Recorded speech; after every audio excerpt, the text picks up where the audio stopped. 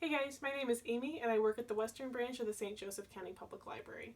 Today I'm going to be showing you around my personal bookshelf. But before we do that, I want to talk about a book that's not on this shelf, but that has had a big impact on it, and that is Marie Kondo's The Life-Changing Magic of Tidying Up.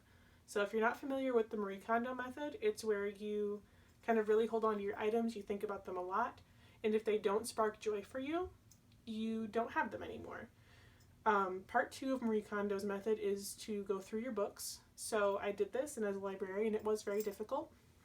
But what happened is that I now have a bookshelf full of either really important information, old college textbooks or books that mean something to me, and most importantly, novels that I consider kind of my comfort food because I will reread all of these novels on this shelf at any time.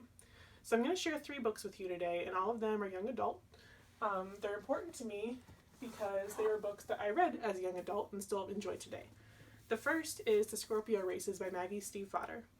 If you're familiar with Maggie Stiefvater, you might know her more popular series like The Wolves of Mercy Falls or The Raven Boys, but this is my personal favorite. It's a standalone, and it's sort of a realistic fantasy set in kind of a vague time period, which is interesting, on the island of Thisbe, which is a fictional island off the British and Scottish coast. And it's about a horse race, which you can probably see from the cover. But the horses are actually fictional beasts called kapelushkas, and they are carnivorous, and they come out of the ocean every November, and there's a big race, there's money involved. So our character on the front cover here, Puck, is just trying to win that race for money, but a lot of stuff happens. It's really good. And it is available as a streaming audiobook on Overdrive or Libby. Another one that I first read in the 6th grade, and it really struck a chord with me, is The Hero in the Crown by Robin McKinley. This one is a Newbery winner, and it is super deserving of that. I kind of go back and forth on the Newbery winners. Some of them are great, others not so good. This one definitely deserves it. It is written at a pretty high level. It's one that I would recommend for maybe a child who's reading above their grade level in the 5th or 6th grade. But the heroine is named Erin, and she lives in the land of Damar. And she ends up having to fight this dragon on the cover, but she has to deal with a lot of personal issues and a lot of shortcomings about her own life and family to do so. And finally,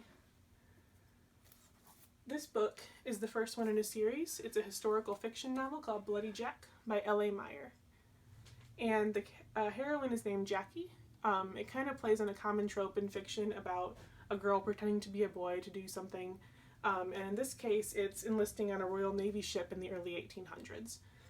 So as you can see here from my shelf, Jackie's adventures do not end in book 1. They actually continue on for, I believe, 12 more books. I own 10 of them, but I reread this 1,000 times as a teen. I still love it. It's still a great book. It's super funny.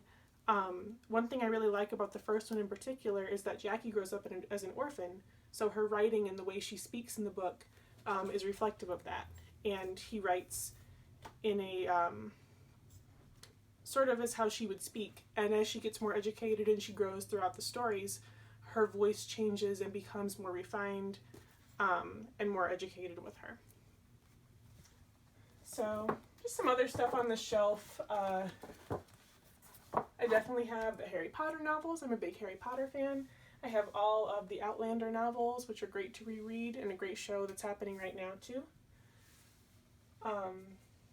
But that's pretty much about it. It's not really organized in any way in particular. It's organized where things fit.